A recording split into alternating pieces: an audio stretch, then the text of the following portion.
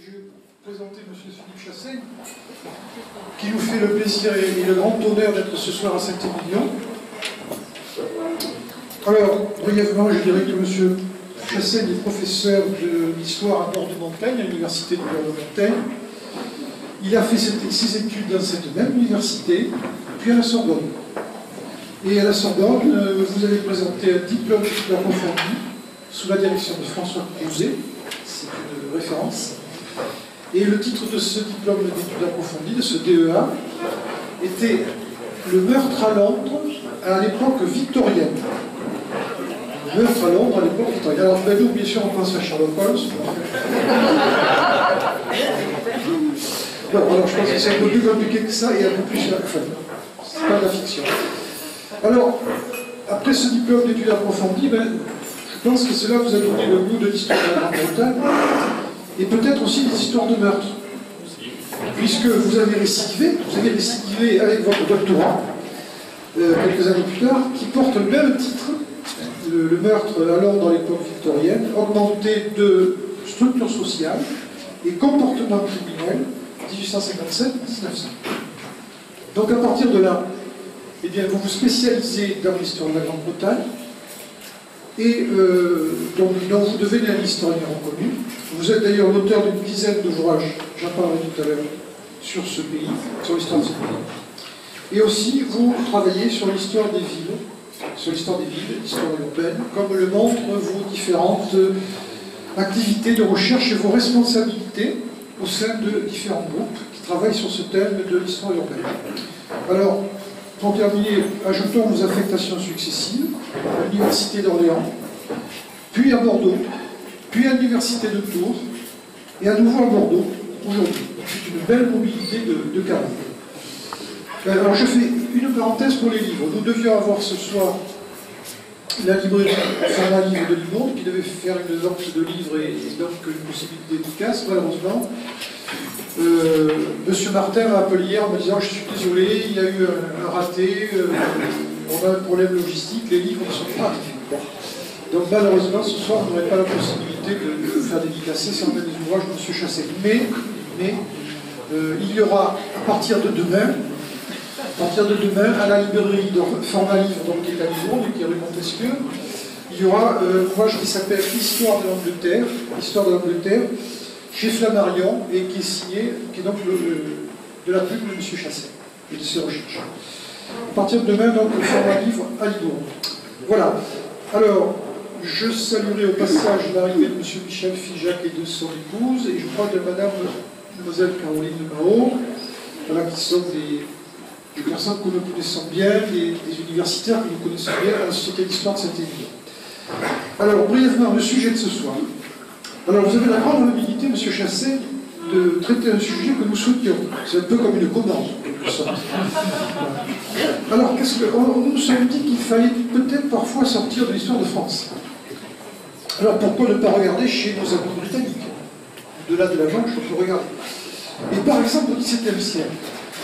Au XVIIe siècle, où pendant que nos rois, Louis XIII et surtout, bien sûr, Louis XIV, installent et renforcent la monarchie absolue de droit divin, et on sait qu'après, cette monarchie absolue de droit divin continue en France avec les successeurs des XIII et des XIV. Bon, ça part un peu en quenouille et ça se termine par la Révolution française. Et bien pendant ce temps, au XVIIe, les Anglais vivent un siècle d'événements qui sont violents, avec des troubles sociaux, avec des guerres civiles. Ils décapitent leur roi un siècle et demi avant que nous le fassions. Mais au final, le Parlement anglais va contenir le pouvoir royal et ce qu'on appelait la Glorieuse Révolution va établir à la fin de ce XVIIe une monarchie parlementaire qui est bien différente de la nôtre, et ceci pour longtemps, puisque ça dure encore de nos jours. Alors nous traversons le chalet et le temps avec vous, M. Chassaigne. Merci.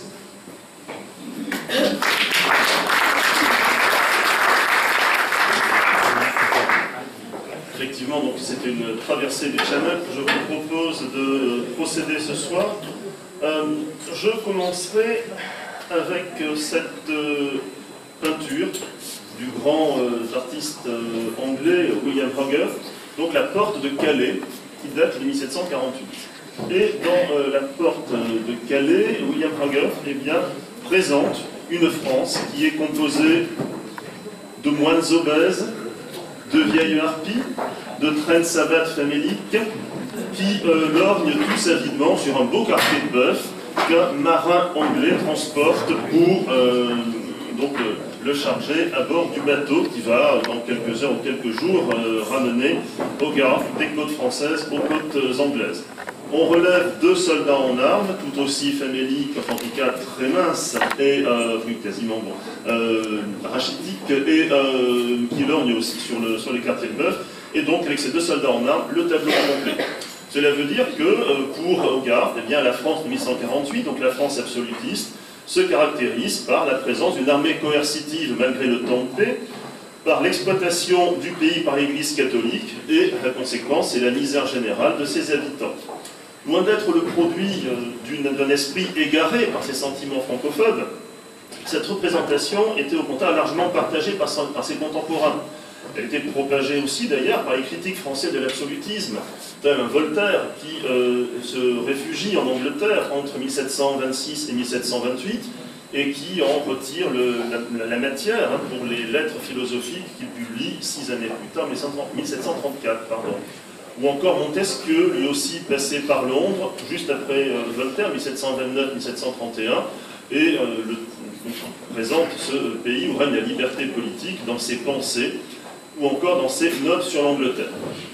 Il est vrai qu'alors, au milieu du XVIIIe siècle, les institutions anglaises, britanniques, en fait d'ailleurs depuis l'acte d'union entre l'Angleterre et l'Écosse en 1707, donc ces institutions britanniques se caractérisent par un pouvoir royal contenu dans les bornes fixées au lendemain de la glorieuse Révolution de 1688, et notamment un pouvoir royal qui est soumis au contrôle financier du Parlement. Si ce que l'on appelle la prérogative royale, l'ensemble des pouvoirs du souverain, donc si la prérogative royale n'est pas une coquille vide, le roi doit néanmoins partager le pouvoir exécutif avec un gouvernement qui, alors certes d'une façon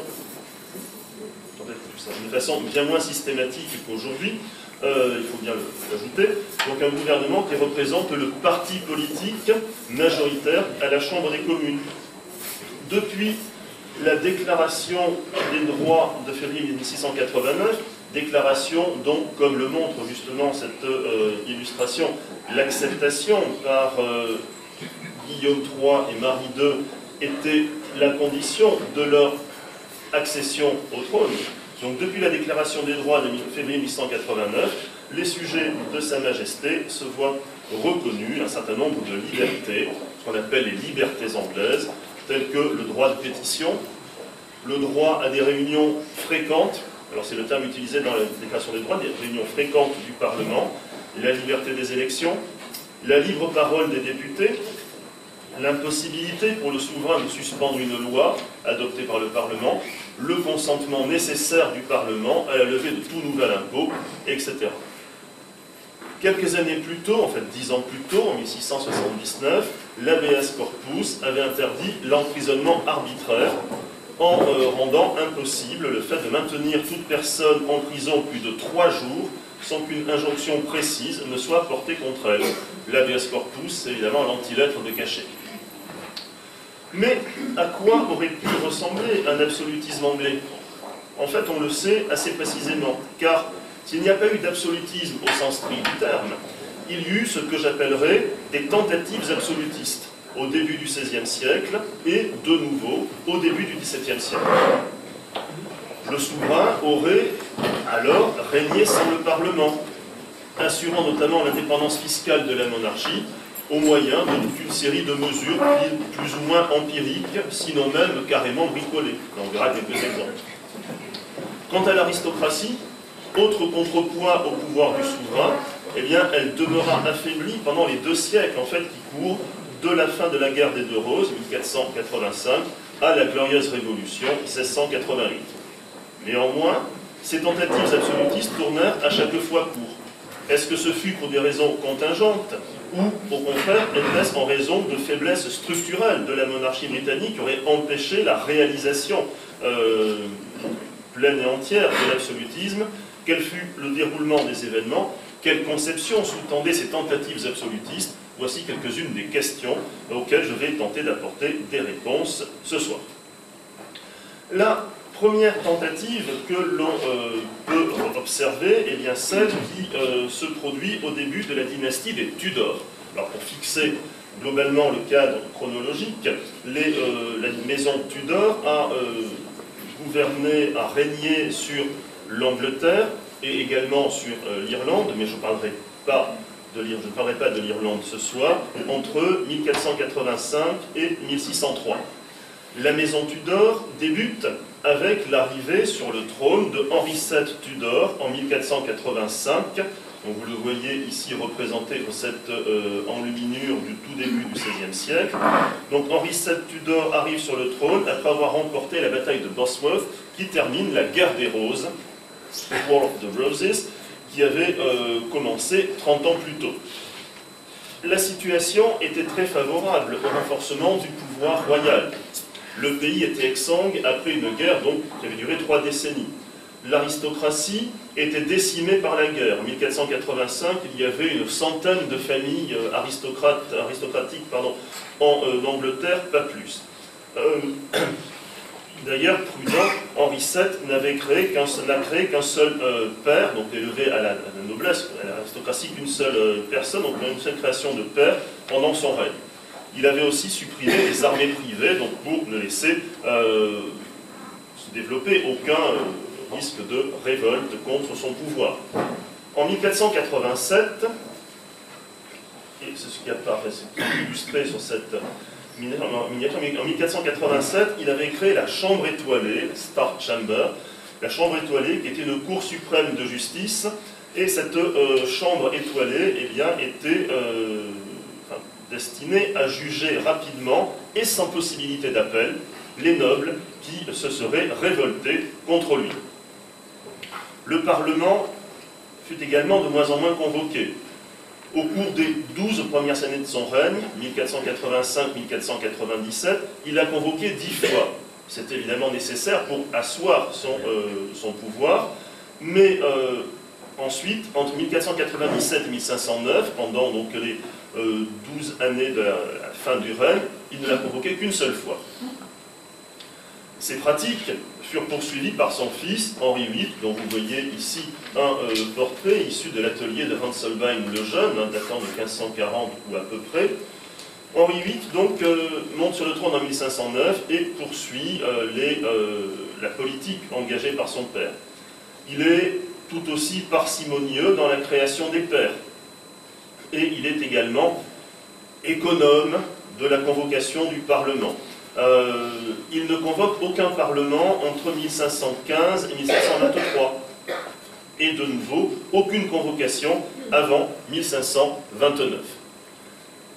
Pour se passer du Parlement, il fallait bien, trouver des sources de revenus alternatives, puisque depuis le début du XIVe siècle, l'usage avait été pris de voir le roi demander la levée de subsides au cas par cas, selon les besoins, au Parlement. Cet usage, dans lequel souffrait quand même de beaucoup d'exceptions. C'était un usage qui s'était imposé progressivement.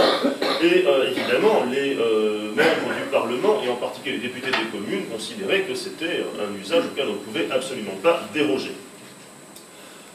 Donc, Henri VIII, comme son père, eh bien, cherchèrent des sources de revenus alternatives. Les terres du domaine royal furent mieux administrées et donc rapportèrent davantage. Les revenus que la couronne tirait des droits de douane, une fois que le retour à la paix a ravivé le commerce, eh bien, ces revenus vinrent augmenter la cassette du roi. De même, Henri VII et Henri VIII levèrent des emprunts forcés ou demandèrent eh bien, à leur sujet des dons gratuits. C'était ni un don, mais c'était gratuit, c'est parce qu'évidemment, il n'avait aucune intention de le rembourser. Donc des dons gratuits. De même, les indemnités versées par la France après la signature des traités d'Étaples en 1492, de Boulogne en 1497 et de Tournai en 1514, eh bien, augmentèrent là encore considérablement les revenus d'Henri VII et de son fils. Néanmoins, il n'y avait pas d'impôt permanent s'il y avait un blocage, il n'est pas possible de lever un impôt permanent. On verra ce qui est arrivé à Charles Ier lorsqu'il a essayé de mettre en place ceci au début du XVIIe siècle. Donc pas d'impôt permanent, il fallait agir au cas par cas. Et de même, les deux premiers Tudors n'avaient pas d'armée permanente en dehors des périodes de guerre. Donc pas d'armée permanente, pas d'armée en temps de paix, pas de standing army, comme disent les Anglais, donc une armée qui est sur pied tout le temps, car cela aurait été trop coûteux, bien sûr. Et en fait, la présence d'une armée permanente aurait été une condition sine qua non pour un État vraiment absolutiste. Donc, tentative, mais en tout cas tentative qui ne va pas aboutir sous les premiers Tudors, car en fait, le Parlement a été sauvé par la crise religieuse qui s'ouvre en 1529. Je n'ai pas vraiment le temps d'en évoquer les causes. Cette crise religieuse qui ouvre donc la réforme henricienne, elle a des causes lointaines, avec l'impopularité des abus de l'Église anglaise, un antipapisme très répandu, le pape paraissant comme étant un souverain étranger, donc lointain, et pour lequel les Anglais n'éprouvaient pas d'attachement véritable. Également l'écho des thèses pré-protestantes ou proto-protestantes de John Wycliffe à la fin du XIVe siècle, puis de Luther au début du XVIe siècle. En 1521, c'est un peu l'ironie de l'histoire, en 1521, Henri VIII rédige un traité pour réfuter les affirmations de Luther. Ce traité lui vaut du pape le titre de Fidei Defensor, défenseur de la foi, et ce titre de Fidei Defensor, d'ailleurs, est toujours porté aujourd'hui par le souverain britannique. Cause lointaine, disais-je, évoquai-je rapidement. Cause immédiate, bien connue, avec le désir d'Henri VIII d'annuler son mariage avec Catherine d'Aragon pour épouser sa jeune maîtresse Anne Boleyn et avoir avec elle, espérait-il, l'héritier mâle qui lui faisait défaut. Ce désir est, on le sait, refusé par le pape Clément VII. Et donc, pour arriver à ses fins, Henri VIII convoque un parlement en 1629, qu'on appelle le Parlement Réforme, Reformation Parliament, parlement qui, convoqué en 1529, ne s'est pas séparé avant 1536. Donc si l'on compare avec les dates que j'avais données pour les périodes de règne sans Parlement, on voit que là, pendant 7 années, Henri VIII a bien eu besoin du Parlement, de ses fidèles communes, Faithful Commons, comme il appelait les membres de la Chambre des communes, pour mener à bien cette réforme. C'est d'ailleurs, ce que montre la gravure, sur la gauche de cette diapositive, gravure de 1563, donc postérieure au règne d'Henri VIII, mais qui montre Henri VIII proclamé chef suprême de l'Église d'Angleterre, tandis que le pape Clément VII, ici, est foulé aux pieds. Bon, décidément, pas de chance. Hein. Quand on regarde la gravure de plus près, donc on reconnaît bien, évidemment, le trait d'Henri VIII, et on voit sur les personnages, donc ici il y a Cromwell, donc Thomas Cromwell, ici Thomas Cranmer, qui sont les deux principaux, les deux chevilles ouvrières de la réforme henricienne.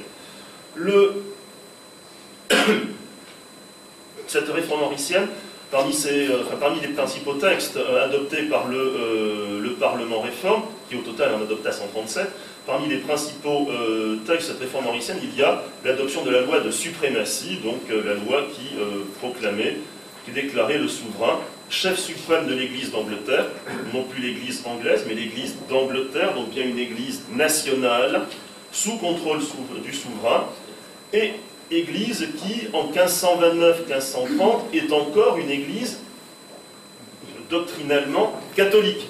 C'est une Église catholique, mais une Église nationale. Ce n'est qu'ensuite que l'évolution vers le protestantisme se produisit. Il se produisit d'ailleurs parce que parmi les députés des communes, il y avait de nombreux adeptes en secret des idées luthériennes. Et donc, on voit bien que là, les fidèles communes, Faithful Commons, donc les représentants des... en fait, en France, on dit la Chambre des communes, mais en réalité, c'est une erreur de traduction, c'est House of Commons, et donc les Commons, ce sont les communs, les non-nobles. Le Parlement anglais se composait déjà, et depuis le XVe siècle, de deux chambres. Une chambre où la chambre des lords, où se réunissait l'aristocratie, et donc je dis chambre parce que c'était dans le palais de Westminster, il y avait deux salles, donc la chambre des lords se réunissait l'aristocratie, et la chambre des non-nobles, des tiers-états, dirait-on en France, donc la chambre des commons, donc on traduit en français par commune. À la chambre des lords siégeaient à la fois les lords temporels, donc les aristocrates, et les lords spirituels, les évêques. Et en fait, dans le jeu politique subtil qui se met en place à ce moment-là, eh bien, il y a une alliance objective entre le roi Henri VIII et les MPs, les Members of Parliament, les députés des communes, dans lesquels il y avait, j'ai dit, beaucoup de crypto-luthériens, donc pour forcer les lords, et notamment les évêques, à s'incliner à chaque étape de la rupture avec Rome. Donc là, c'est essentiel. La réunion, la convocation de ce Parlement, c'est vraiment ce qui a coupé court à l'éventuel, le possible, le probable absolutisme Tudor. Évidemment, le propos maintenant n'est pas ici de raconter en détail les suites de la question, les évolutions de la question religieuse jusqu'à la fin du XVIe siècle. Ça n'est pas le sujet. Et bon, il faut quand même avoir pas de solides connaissances théologiques pour s'y retrouver, mais pas loin. En tout cas, disons simplement que Henri VIII, vers la fin de son règne, eh bien, a voulu redonner une orientation catholique à cette église d'Angleterre. En revanche, il y a eu une évolution radicale vers le protestantisme, vers le calvinisme et non plus le luthéranisme, sous le règne bref de son fils Édouard VI, 1547-1553. Puis, bien sûr, vous le savez, la brève parenthèse de restauration du catholicisme sous le règne de Marie Ier, entre 1553 et 1558. Et puis finalement, sous le règne d'Élisabeth Ier, 1558-1603, eh bien, ce qu'on appelait la voie moyenne, la via media élisabéthaine, ou le règlement élisabétain, c'est-à-dire l'instauration d'un système qui est hybride, avec une église d'Angleterre doctrinalement protestante, mais qui conserve la hiérarchie épiscopale caractéristique du catholicisme. Et donc ça, c'est le grand achèvement, la grande réalisation, pardon, c'est un anglicisme, la grande réalisation d'Élisabeth Ier.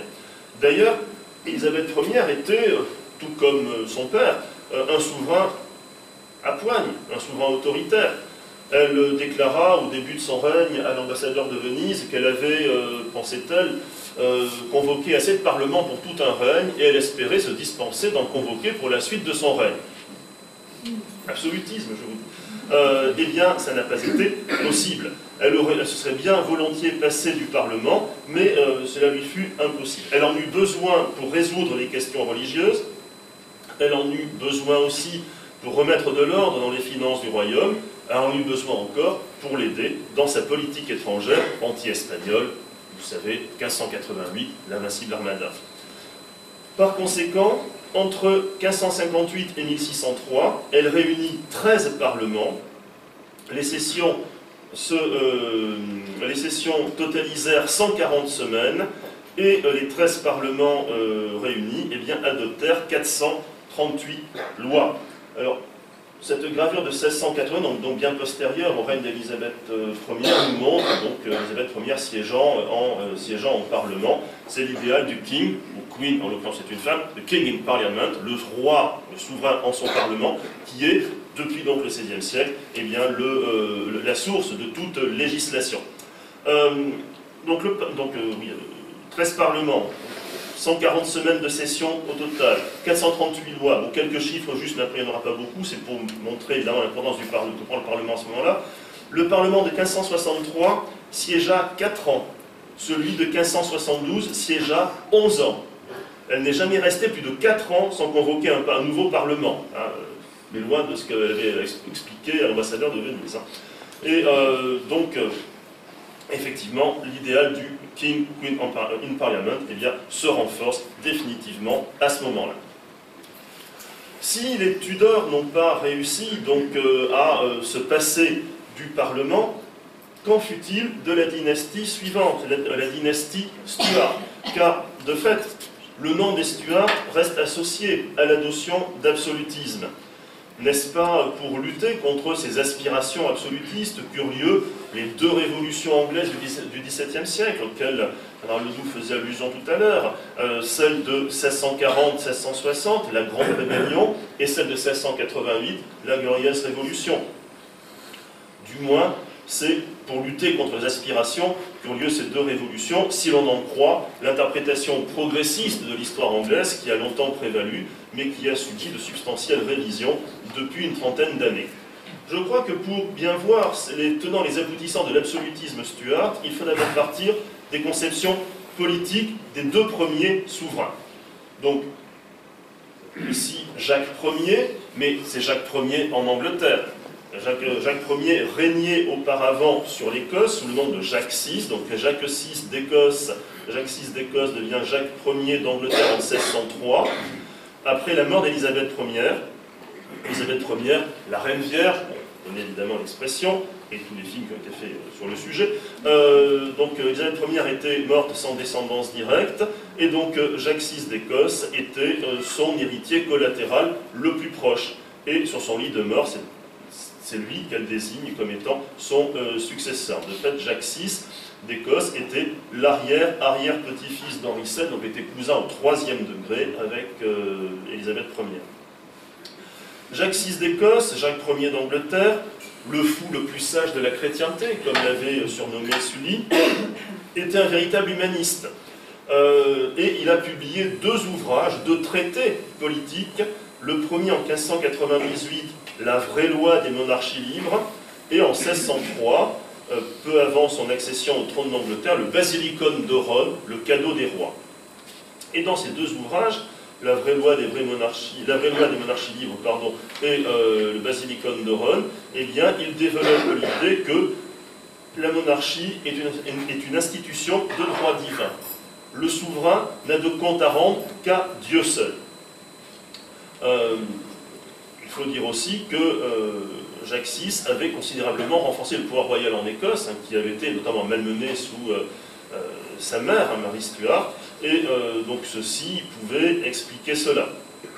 Son fils, Charles Ier, vous voyez ici un portrait pendant l'atelier de Van Dyck, 1636, son fils, Charles Ier, qui règne entre 1625 et 1649, souscrivait également à ces vues, même s'il n'a pas eu vraiment le goût de les conceptualiser. C'était moins un humaniste, dirons-nous, que son père, il était davantage engagé dans l'action, et puis pourquoi aurait-il conceptualisé quelque chose qui avait déjà été par son père? C'est assez inutile, on peut bien concevoir. Charles Ier épouse la sœur de Louis XIII, Henriette Marie, et on sent bien effectivement une perméabilité des idées politiques des deux côtés de la Manche, avec en miroir au règne de Charles Ier, eh bien, le ministère du cardinal Richelieu en France, qui met en place donc, la monarchie absolue au profit de Louis XIII. Un des points centraux résidait dans la question religieuse. On a vu que Élisabeth Ier avait imposé un compromis religieux avec une église doctrinalement protestante, mais qui avait conservé donc la hiérarchie épiscopale typique du catholicisme. Et cette hiérarchie épiscopale était pour le souverain le moyen de conserver son pouvoir sur l'Église d'Angleterre, bien évidemment par la nomination des évêques. Dès la seconde moitié du règne d'Élisabeth Ier, des protestants calvinistes avaient appelé à la purification de l'Église pour en extirper ce qu'ils estimaient être les vestiges du papisme, donc abolir l'épiscopat. Et c'est parce qu'ils voulaient purifier l'Église d'Angleterre que ces protestants calvinistes ont été baptisés des puritains. Et cela a le sens étymologique de puritanisme, c'est purifier l'Église d'Angleterre. Mais ces puritains eh bien, tombaient sous le coup de la loi d'uniformité qui imposait à tous les Anglais de se conformer au nouveau système et interdisait les dissidences protestantes, je ne parle même pas des catholiques qui faisaient l'objet de mesures que l'on qualifie aujourd'hui de discriminatoires.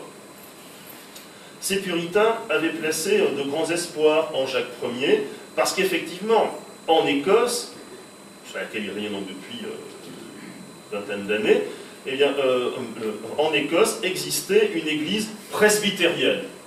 La Kirk of Scotland, Church se dit en Écosse Kirk, Church prononce Kirk en Écosse, donc la Kirk of Scotland, l'église d'Écosse, eh bien, était presbytérienne, c'est-à-dire que c'est une église décentralisée, sans hiérarchie, pas d'évêque, pas de pasteur, et qui administrait démocratiquement, entre guillemets, c'est un peu un anachronisme, mais bon, c'est quand même un peu ça, administré démocratiquement par des synodes régionaux et une assemblée générale qui regroupe régulièrement des conseillers presbytéraux venus envoyés par les paroisses.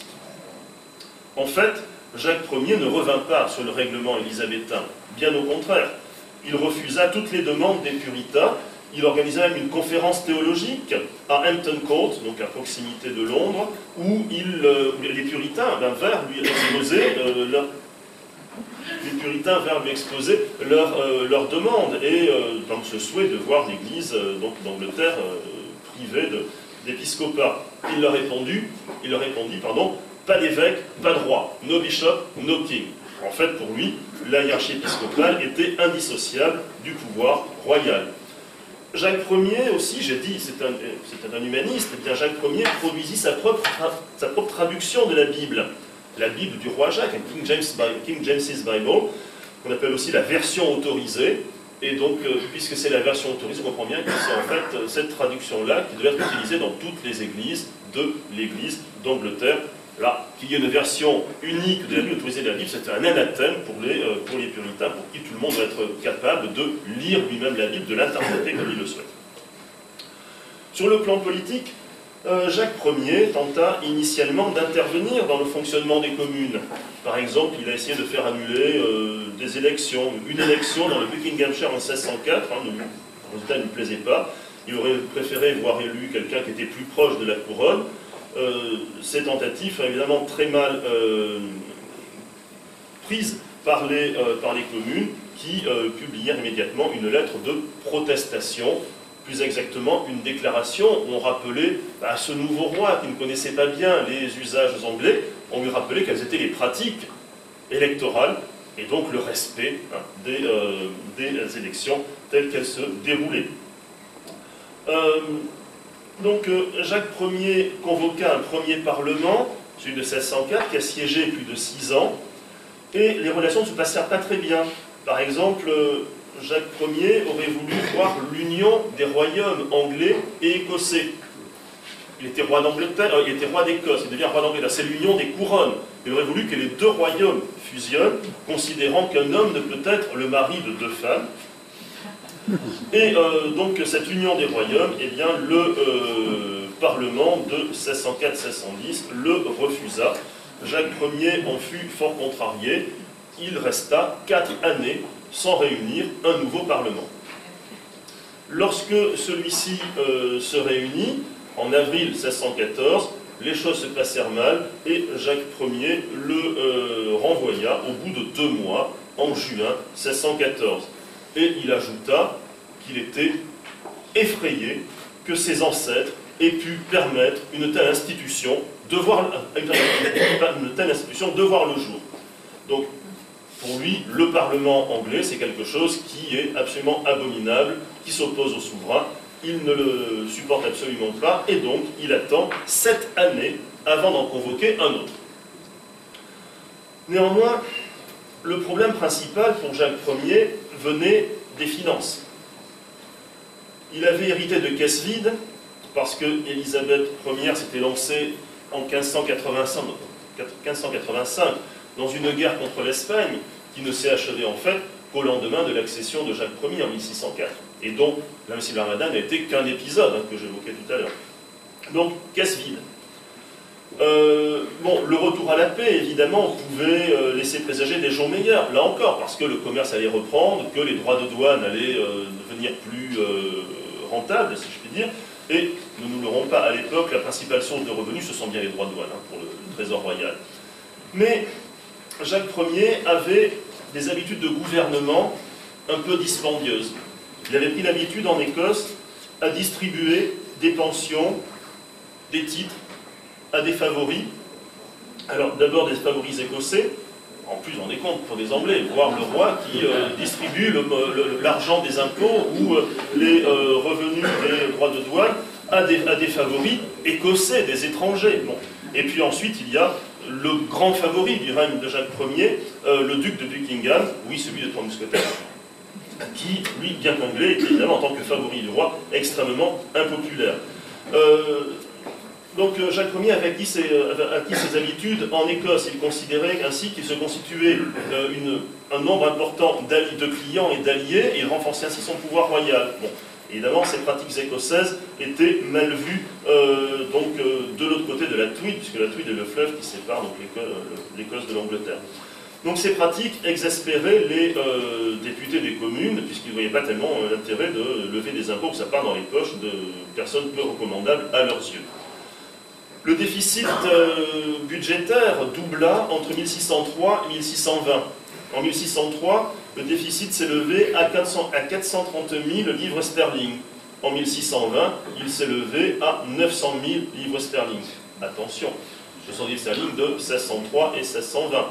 Donc si on fait la conversion, ça donne en 1603 un déficit, enfin pas la conversion, si on convertit avec la livre actuelle, donc ça donne en 1603 un déficit de 61 millions de livres sterling, déjà plus important, et 1620, donc un déficit correspondant à 130 millions de livres sterling d'aujourd'hui. En 1610, Jacques Ier essaya d'obtenir du Parlement une allocation annuelle de 200 000 livres sterling, donc un revenu annuel fixe, l'ancêtre de la liste civile. Enfin, la liste civile ne date que du règne de Georges III, donc à la fin du XVIIIe siècle. Mais les communes refusèrent, évidemment. Les communes avaient bien compris qu'en étant convoquées pour lever des impôts, bah, c'était la garantie pour eux d'être convoqués relativement régulièrement. Et donc, bien évidemment, tenir les cordons de la bourse de la monarchie était une position avantageuse pour elles. Donc les communes refusent. Alors, pour essayer de se passer du Parlement, donc such an institution, une telle institution, pour prendre le terme de l'expression de Jacques Ier, eh bien pour se passer du Parlement, le dit Jacques Ier a recours à de nombreux expédients. Pourquoi je parlais tout à l'heure de solutions un peu bricolées? Alors, première solution, c'était vendre les terres du domaine royal. Ça rapporte, sur le coup, sur le moment en tout cas.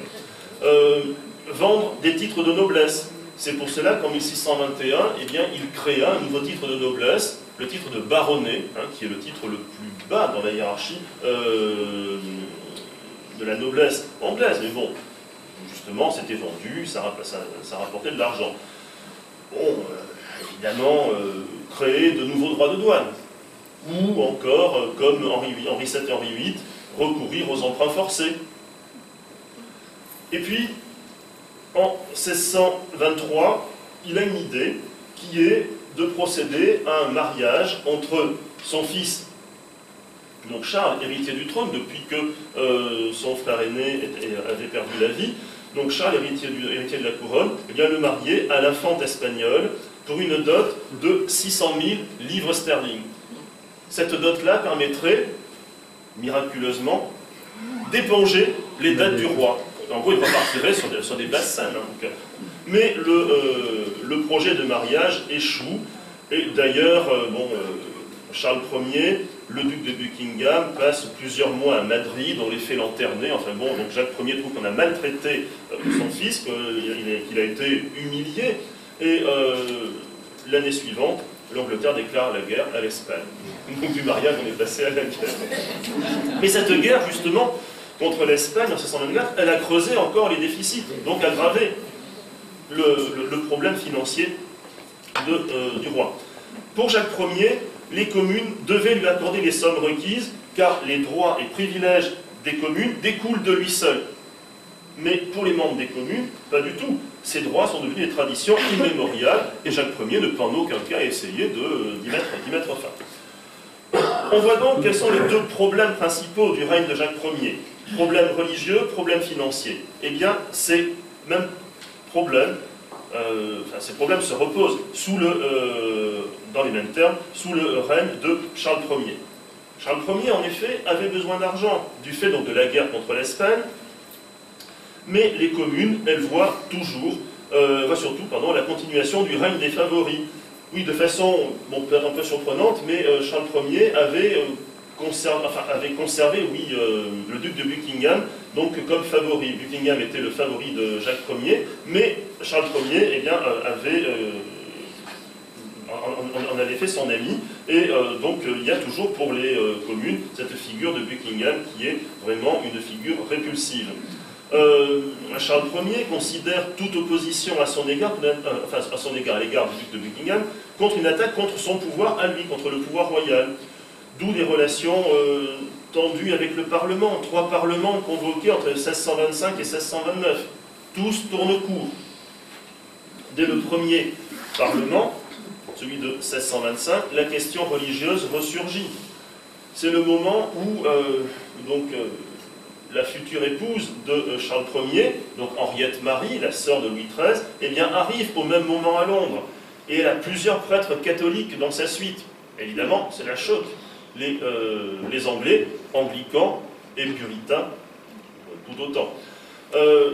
Cette arrivée donc, de prêtres catholiques, pour la première fois depuis le retour définitif au protestantisme, donc en 1558, vient laisser penser que Charles Ier est prêt à faire, peut-être même a fait, des concessions au papisme, car on ne parle pas de catholisme, on parle de papisme, papisme. C'est donc le début de l'association des Stuarts au catholicisme, sous peut-être crypto-catholique, jusqu'à Jacques II, qui lui était effectivement converti au catholicisme. Donc c'est le début de l'association des Stuarts au catholicisme qui va empoisonner toute la dynastie jusqu'à la glorieuse Révolution, donc en 1688. Après 1629, Charles Ier systématise ce qu'il a fait auparavant entre les parlements. Il vit d'expédients, recourant donc aux dons gratuits, aux emprunts forcés, et il met en œuvre une politique absolutiste. C'est ce qu'il appelle régner à la française, c'est-à-dire sans parlement. Il appelle cela aussi le thorough system. C'est donc le système qui consiste à to go thorough, c'est passer outre, passer en force, passer outre à l'obstruction du parlement. Il va essayer d'assurer une stabilité financière durable avec la généralisation à l'ensemble du pays d'un impôt sur les bateaux, le ship money, donc l'impôt sur les bateaux. Alors cet impôt sur les bateaux, c'était un impôt qui existait, mais qui n'existait que dans les comtés du sud de l'Angleterre, les comtés qui étaient sur la côte de la Manche, et c'était effectivement un impôt qui était destiné initialement à l'entretien d'une flotte de guerre. Charles Ier va le généraliser à l'ensemble du pays. Vous comprenez bien que quand on est au cœur des Midlands, à Birmingham, à Coventry ou à York, la marine de guerre, on ne la voit pas. Et donc la justification du ship money, on ne la voit pas non plus. Si, on comprend très bien que c'est un impôt direct, un impôt national, et que c'est ainsi que Charles Ier veut assurer son indépendance financière. D'ailleurs, la guerre contre l'Espagne s'achevant en 1630, donc après 6 années, eh bien, la décennie suivante, la décennie 1640, c'est une période d'aisance financière réelle pour le souverain. C'est la raison pour laquelle la période 1629-1640 est appelée la tyrannie de 11 ans. Pendant 11 ans, Charles Ier a régné sans parlement.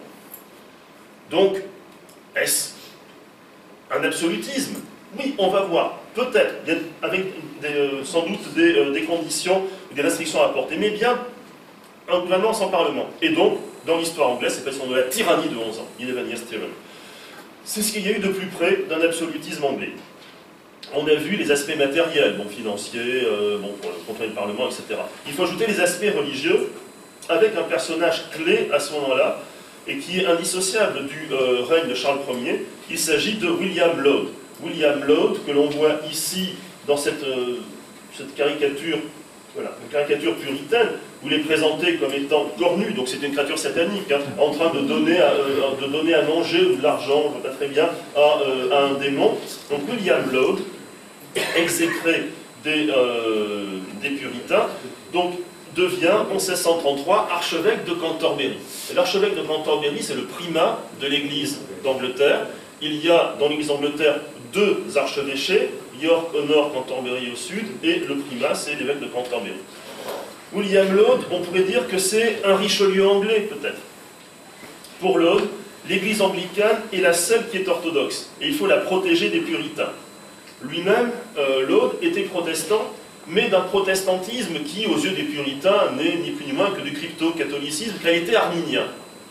Et l'arminianisme, eh bien, est une confession du protestantisme qui considère que, effectivement, les bonnes œuvres et le libre arbitre, eh bien, ont leur rôle pour obtenir la grâce. Donc là, on se rapproche, pour les puritains, on se rapproche dangereusement du catholicisme.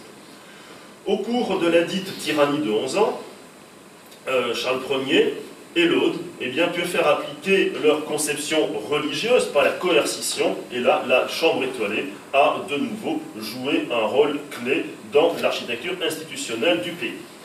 Néanmoins, pour parler d'un absolutisme stuart, il manquerait quand même deux choses. Première chose, une armée permanente. Il n'y a pas d'armée permanente encore. Et puis, une administration centralisée. En fait, l'administration locale en Angleterre, eh bien, elle était essentiellement dans les mains des juges de paix, Justices of the Peace, en JPs, comme on dit aussi en abrégé, les juges de paix.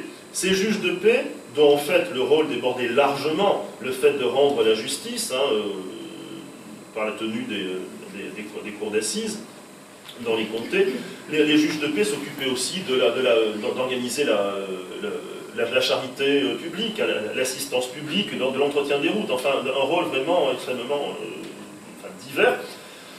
Ces juges de paix, ils étaient issus de la gentry locale, donc de la petite noblesse locale, et s'ils étaient en théorie nommés par la couronne, en fait ils étaient choisis par les lords-lieutenants et donc assez largement indépendants. Et cette administration locale, indépendante, non centralisée, c'était aussi quelque chose qui... un défaut structurel, une faille structurelle pour l'instauration d'un absolutisme à la française. Toujours est-il que la tyrannie de 11 ans voit s'achever le divorce entre le roi, la cour du roi et le reste du pays, un divorce qui est à base religieuse. Et ce divorce à base religieuse, il est crucial pour comprendre la suite des événements. En 1637, Charles Ier voulut aligner la doctrine de l'Église d'Écosse sur celle d'Angleterre. Alors que, bon, on a vu, l'Église d'Écosse était presbytérienne, celle d'Angleterre, anglicane. Donc, il introduit le livre de prière commune, il veut instaurer la hiérarchie épiscopale, et donc, cette volonté d'aligner l'Église d'Écosse sur les pratiques de celle d'Angleterre, bien provoque une révolte de toute l'Écosse pour défendre son Église. Ce qu'on appelle la guerre des évêques, la guerre contre les évêques, donc la guerre des évêques. Cette guerre des évêques, elle tourne à l'avantage des Écossais. Charles Ier signe une trêve en juin 1639, et donc là, il ne peut faire autrement que, en avril 1640, convoquer un parlement, son premier parlement en 11 ans. Vous imaginez dans quel état d'esprit le parlement, surtout les communes, se réunissent. Les opposants y furent si actifs qu'en fait Charles Ier le renvoya après quelques semaines, ce qui fait que ce parlement est entré dans le nom du parlement court, short parliament. Donc Charles Ier reprend les opérations militaires en août 1640, subit de nouveaux revers, et il s'engage à réunir un nouveau parlement en novembre 1640. Il ne se doutait évidemment pas que ça allait être le début du démantèlement de son pouvoir royal. Le nouveau parlement entreprit de mettre fin aux abus commis au cours de la tyrannie de 11 ans, aussi bien sur le plan de l'administration civile que sur le plan religieux. Alors là encore, ce n'est pas le lieu ici de relater en détail les événements postérieurs. Je rappellerai simplement qu'après deux guerres civiles, 1642-1646, ensuite avril-août 1648, eh bien Charles Ier, vaincu, fut jugé par un tribunal spécial constitué de membres tirés au sort parmi les 60 députés qui siègent encore aux communes, donc on va appeler le Parlement croupion. Et comme le montre cette huile sur toile écossaise, à peu près contemporaine de l'événement, eh bien, donc Charles Ier, condamné à mort et décapité à la hache le 30 janvier 1649. La royauté était abolie. Une semaine plus tard, s'ensuivirent alors 11 années d'une autre tyrannie, celle de la dictature puritaine du Commonwealth. Alors, cette période, 1649-1660, donc il n'y a pas eu de monarchie, on l'appelle soit l'interrègne, donc le Commonwealth, qui veut dire république en quelque sorte, hein, donc en fait une dictature puritane, rien à voir avec la république qu'on la conçoit, autant qu'on la connaît, la conçoit à la pratique aujourd'hui. Dictature militaire menée par des puritains et notamment dirigée par Olivier Cromwell, le grand militaire, hein, mais non moins, il y a plus fanatique que lui comme puritain, enfin bon, puritain, bon, très orthodoxe, dirons-nous, dictature reposant sur une armée permanente de 40 000 hommes. À sa mort en septembre 1658, son fils Richard lui succède brièvement, avant que le général Monk, pour mettre fin à l'anarchie ambiante, ne rétablisse la monarchie en mai 1660. Et nous arrivons donc maintenant au troisième acte de notre, c'est pas une tragédie quand même, mais de notre promenade à travers ces tentatives absolutistes outre-Manche, avec la dernière tentative absolutiste sous le règne de Jacques II, donc Jacques II, deuxième fils de Charles Ier, qui règne entre 1685 et 1688. La restauration de 1660 avait porté sur le trône Charles II, 1660-1685, ce règne duquel je ne vais pas m'étendre particulièrement, non pas parce qu'il fut insignifiant, bien au contraire, mais parce qu'en fait, l'équilibre politique issu de la Restauration fut globalement maintenu au cours de ces 25 ans. Bien sûr, Charles II, en son fort intérieur, était tout aussi absolutiste que son père et son grand-père. Mais, lui, c'était un émigré qui avait appris et qui avait su aussi faire semblant d'oublier, étant des émigrés revenus en France en 1815. Il avait su tirer les conséquences de la Grande Rébellion et parvenir à un modus vivendi avec le Parlement. Et pour revenir sur l'association entre Stuart et catholique, si Charles Ier n'était pas catholique, accusé de crypto-catholicisme par les puritains mais pas catholique, Charles II, lui, était catholique, il se convertit sur son lit de mort, et Jacques II, lui, avait, alors qu'il était encore que duc d'York, embrassé la confession catholique, quelque chose d'ailleurs que ses sujets savaient parfaitement. Donc Jacques II monte sur le trône en 1685, après que Charles II soit mort sans héritier légitime. Lorsqu'il était duc d'York, il avait fait l'objet d'une violente campagne visant à l'exclure de la succession, du fait justement de sa confession catholique. Cette crise de l'exclusion, qui dura entre 1679 et 1681, n'aboutit à rien, et donc lorsque Jacques II monte sur le trône, il y a une rébellion, qui n'est pas très importante, la rébellion d'un bâtard de Charles II, la rébellion de Monmouth, et en fait son accession se fait sans trop de difficultés. Néanmoins, dès le début de son règne, Jacques II prend plusieurs mesures qui inquiètent. Dès 1686, il met sur pied une armée de terre permanente de 20 000 hommes. Et cette armée de terre permanente de 20 000 hommes, elle vient s'ajouter à la marine qu'il avait réorganisée lorsqu'il était grand amiral lors du règne de son frère. Et c'était 26 ans après la fin du Commonwealth. Les Britanniques avaient conservé l'association armée permanente, danger pour les libertés. Là, pour le coup, c'est pas danger puritain, c'est danger catholique, mais le résultat est le même. De même, au nom de l'égalité entre toutes les confessions, eh bien, Jacques II multiplie les gestes en direction des catholiques. En 1687, il publie une première déclaration d'indulgence. Il la renouvelle en 1688.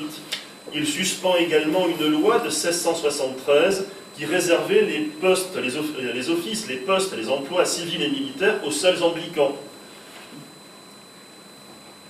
Il nomme également 500 juges de paix catholiques aux 2/3, ce qui est interprété comme étant une tentative de prise en main de l'administration locale. Donc autant de signaux qui convergent pour ranimer cette idée que vraiment les Stuarts sont des absolutistes. Pour couronner le tout, la deuxième femme du roi, la catholique Marie de Modène, donnait naissance en juin 1688 à un garçon, Jacques-François Stuart, qui excluait de ce fait de la succession les deux filles de son premier mariage, Marie et Anne, qui, elles, avaient été élevées dans la foi protestante. Petite parenthèse sur cette naissance de juin 1688. Marie de Modène était jeune, 20 ans, 25 ans, du moins je me souviens plus exactement, que son mari. Mais lui étant un peu âgé, on ne s'attendait pas vraiment à ce que la reine puisse devenir enceinte et donner naissance à un héritier. Comprenez bien l'enjeu, c'est pas seulement une naissance, c'est-à-dire que si un roi catholique passe, mais si l'héritier est également catholique, ça veut dire non plus un roi catholique, mais une dynastie catholique sur le trône. Et là, c'est beaucoup plus embêtant.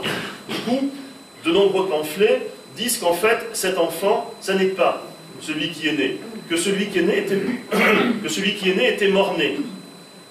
Et qu'en fait, l'enfant, ce sera un enfant trouvé dans la rue, pratiquement, hein, qu'on aurait amené subrepticement au palais de Saint James et qu'on aurait caché dans une bouilloire pour qu'il ne prenne pas froid et qu'on aurait introduit au dernier moment dans la chambre d'accouchement. C'est pas seulement une anecdote. Depuis cette naissance de 1788, eh bien, la pratique a été prise de faire assister à l'accouchement de la femme du souverain divers dignitaires, ecclésiastiques ou civils. Et cette pratique, elle n'a pris fin qu'en juin 2013, parce que Kate Middleton a considéré que non, il n'y aurait personne d'autre que son mari et la sage-femme qui assisterait qui assisterait à l'accouchement. Bon. L'idée, c'était qu'il fallait vérifier hein, que l'enfant qu'on allait présenter comme étant né du trône était bien celui qui sortait des entrailles de la maman. Donc vous voyez qu'outre-Manche, les traditions ont la vie longue. Donc cette naissance fut un élément déterminant pour amener eh bien, les protestants, et en particulier 7 évêques anglicans, qui adressèrent un appel à Guillaume d'Orange, gendre donc, de Jacques II, puisqu'il était l'époux de la princesse Marie, et qui était donc statuaire des Provinces-Unies. Il lance un appel pour lui demander eh bien, de venir envahir l'Angleterre et renverser Jacques II et rétablir les droits du Parlement et de la religion protestante. C'est ce qui se passe. Guillaume d'Orange débarque, comme on le voit sur ce tableau d'une école anglaise, débarque donc à Torbay, dans le Devon, le 5 novembre 1688, à la tête d'une armée de 14 000 hommes, et de Torbay, eh bien, il prend le chemin de Londres. Jacques II, hanté par le souvenir de 1649, l'exécution de son père, eh bien, s'enfuit du pays pour la cour de Louis XIV. Il devait tenter de récupérer son trône en mars 1689 en débarquant en Irlande, mais il est vaincu par Guillaume, désormais III, à donc la bataille de Laboyne, juillet 1690. Il rembarque définitivement pour la France, où il devait mourir en 1701. Janvier 1689, c'est la réunion d'un parlement de convention qui offre donc la couronne vacante conjointement à Guillaume d'Orange et à son épouse Marie. Mais couronne, donc, on l'a vu, dont l'octroi était conditionné à l'acceptation de la déclaration des droits qui est complétée en décembre de la même année par un Bill of Rights, hein, donc 2 textes qui bornent le pouvoir du souverain. La Glorieuse Révolution, en fait, fut davantage un coup d'État qu'une véritable révolution. Mais elle consacra définitivement la suprématie du Parlement sur la couronne. Le Parlement se voyait, par la Déclaration des droits et par le Bill of Rights, se voyait reconnu seul habilité à lever les impôts. Et donc il tenait le roi sous sa coupe financière. En 1701, le Parlement devait aussi fixer l'ordre de succession. Alors, là, donc de regarder un peu cette généalogie des Stuarts. Donc bon, nous avons Jacques VI d'Écosse et Ier d'Angleterre, son épouse Anne de Danemark, le fils aîné, donc Henri Frédéric, prince de Galles, qui meurt prématurément, et donc ensuite c'est Charles qui devient prince de Galles et monte sur le trône, on l'a vu, en 1625. Et puis, donc Jacques Ier et Anne de Danemark avaient eu le deuxième enfant était une fille, Élisabeth d'Écosse, qui avait épousé Frédéric V, l'électeur palatin. Donc, revenons à la dynastie, à la branche des Stuarts, la dynastie des Stuarts. Donc, nous avons, ça y est, je suis perdu dans ma, voilà, nous avons Jacques II, donc Jacques II d'Angleterre, qui épouse en première noces donc Anne Hyde, mariage qui produit donc Marie et Anne, donc de Grande-Bretagne, et puis son second mariage après la mort d'Anne Hyde avec Marie de Modène, qui produit donc Jacques-François, James Francis, et ensuite Charles-Édouard Stuart. Guillaume III et Marie n'eurent jamais d'enfants. Même pas sûr qu'il l'ait beaucoup touché. Anne, qui règne entre 1702 et 1714, Anne eut 14 enfants. Tous périrent en bas âge ou furent morts-nés. Donc, au tout début du XVIIIe siècle, il devient probable que, après Anne Stuart, eh bien, il n'y aura plus de Stuart protestants pour monter sur le trône. Parce qu'évidemment, il est impensable qu'après avoir chassé Jacques II catholique, la couronne passe à son fils ou à son petit-fils. Et donc, pour éviter cette succession catholique, le Parlement, en 1701, adopte une loi qui règle donc la succession, c'est la loi de règlement, Act of Settlement, qui règle la succession et qui dit qu'au cas où Anne mourrait sans enfant, eh bien, la couronne reviendrait à Sophie, électrice de Hanovre, puisqu'elle était la fille d'Élisabeth d'Écosse, et donc la petite-fille de Jacques VI Stuart, et surtout, qu'elle était protestante. Bon, luthérienne, d'accord, mais quand même, protestante.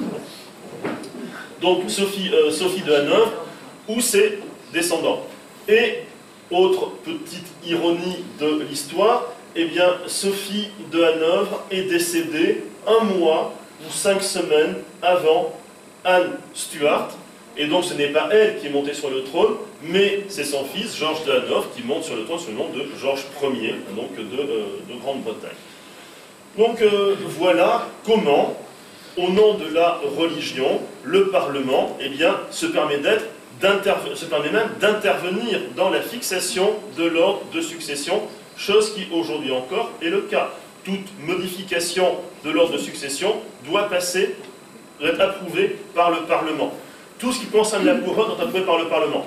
Autre parenthèse, puisque je suis quand même contemporanéiste fondamentalement, quand j'entends dire que si Charles monte sur le trône, Camilla ne sera pas reine de plein droit, je dis oui peut-être, mais il faut que le Parlement adopte une loi pour le stipuler. S'il n'y a pas de loi par le Parlement, Camilla sera bien sûr reine du Royaume-Uni de Grande-Bretagne et d'Irlande du Nord. Il n'y a pas d'autre solution. Je termine donc cette présentation des échecs absolutistes outre-Manche. Je viens de dire que le pouvoir royal était borné par celui du Parlement. Il était borné par le Parlement, c'est vrai. Mais ne procédons pas non plus ni à un contresens, ni à un anachronisme. La prérogative royale n'était pas une coquille vide. Ce n'était pas une fonction purement représentative à la fin 17e, début 18e siècle.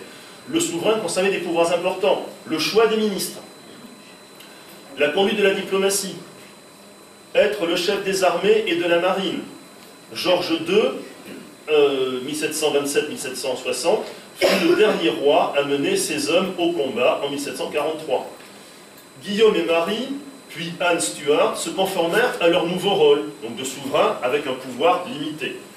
Anne fut le dernier souverain à refuser son assentiment royal à un texte adopté par le Parlement en 1708.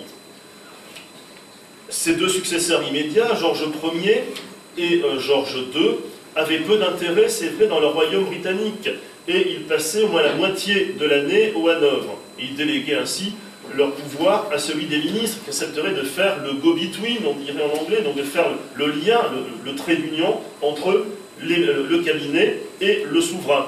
C'est ainsi que progressivement émergea la fonction de Premier ministre, qui n'est prévue par aucun texte à portée constitutionnelle outre-Manche.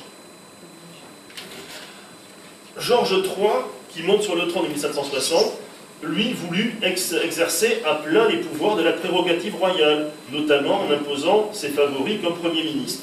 Du coup, en 1780, un député de la Chambre des communes, John Ashburton, fit adopter par la dite Chambre une motion stipulant que, je cite, « le pouvoir de la couronne a augmenté, augmente et devrait être diminué ». Du coup, Georges III est placé dans l'histoire comme un roi absolutiste, sans que cela ne corresponde quand même vraiment à la réalité. Néanmoins, les revers qu'il connut dans les années 1780, et notamment l'indépendance des 13 colonies en 1783, puis sa maladie, je crois que c'est le roi fou, contribuèrent à affaiblir la prérogative royale de façon conjoncturelle. L'histoire de son évolution, de cette prérogative royale depuis le XIXe siècle, n'est pas notre ressort ici. Mais disons que ce n'est pas avant la fin du règne de Victoria que l'on peut parler d'un souverain constitutionnel, au sens que nous l'entendons aujourd'hui.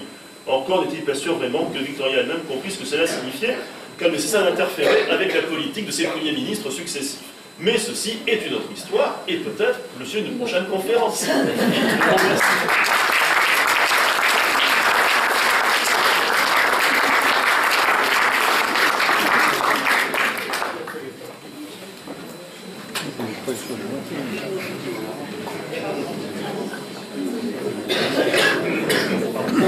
Merci. Merci beaucoup, M. Chassel. Nous avons bien compris l'air en Grande-Bretagne. Voilà. Bon, je suppose qu'il va y avoir des questions. Si quelqu'un a une question. Sinon, je pose la première. Voilà. La plus dure, alors. Ai-je peut-être été un peu distrait, mais est-ce que vous pouvez revenir sur la notion de glorieuse révolution? Ah oui. Voilà. Oui, bien sûr. Alors, bon, la révolution de 1788, on l'appelle la Glorieuse Révolution, aussi la révolution, Bloodless Revolution, la révolution sans effusion de sang, sans effusion de sang. En fait, oui, elle est glorieuse, cette révolution, parce qu'elle a été accomplie avec le minimum de dégâts. Donc c'est cela, en fait, le sens de glorious. Hein. C'est parce qu'elle est une révolution qui n'a pas fait couler de sang. La première des révolutions, la Grande Rébellion, en 1760, c'était épouvantable, hein, parce que lorsque les Britanniques regardent ce qui se passe en France à partir de 1792-93, la terreur, eh bien ils sont horrifiés, d'abord parce que c'est horrible, mais ils sont horrifiés, la guillotine, quoi, voilà. Non, mais, donc il y a cela, il y a le spectacle de la violence politique, mais aussi parce que ça leur rappelle eh bien, ce qui s'est passé pendant la révolution puritaine de 1600, et surtout après 1649 et l'exécution du roi. Là, effectivement, on a cette dictature militaire où les opposants sont emprisonnés, maltraités, tués. Donc voilà, 1688, c'est l'inverse. Il y a bien une révolution. On ne change pas de régime, c'est juste le souverain qui est remplacé, parce que donc, bon, on veut préserver les droits du Parlement et la religion protestante. C'était le slogan de Guillaume d'Orange. Mais elle se fait sans effusion de sang.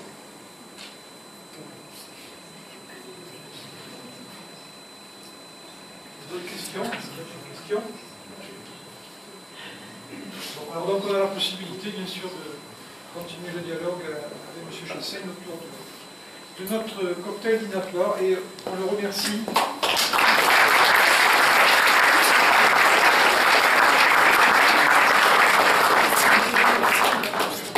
Merci. Ça n'a pas l'air de marcher. Oh, c'est compliqué, ces micros sans. Ça marche. Merci beaucoup de cette conférence. Je pense que vos questions vont venir, bien sûr, pendant le cocktail dînatoire. Simplement, je voulais d'abord m'excuser d'être arrivé en retard à cette conférence. Et je voulais aussi vous remercier, bien sûr, d'être nombreux ce soir. Et avoir un petit mot aussi pour notre président de la Fédération historique du Sud-Ouest et de son épouse qui se sont déplacés depuis Bordeaux pour venir nous honorer de leur présence et honorer la Société d'Histoire et d'Archéologie de Saint-Émilion ce soir. Merci et qu'ils en soient remerciés. Donc, en pratique, je pense qu'on va mettre, comme d'habitude, les chaises sur ce côté. On va plier les chaises de façon à pouvoir libérer la place pour le cocktail. Très bonne fin de soirée. Et la prochaine conférence est le 12 février de mémoire sur les Girondins.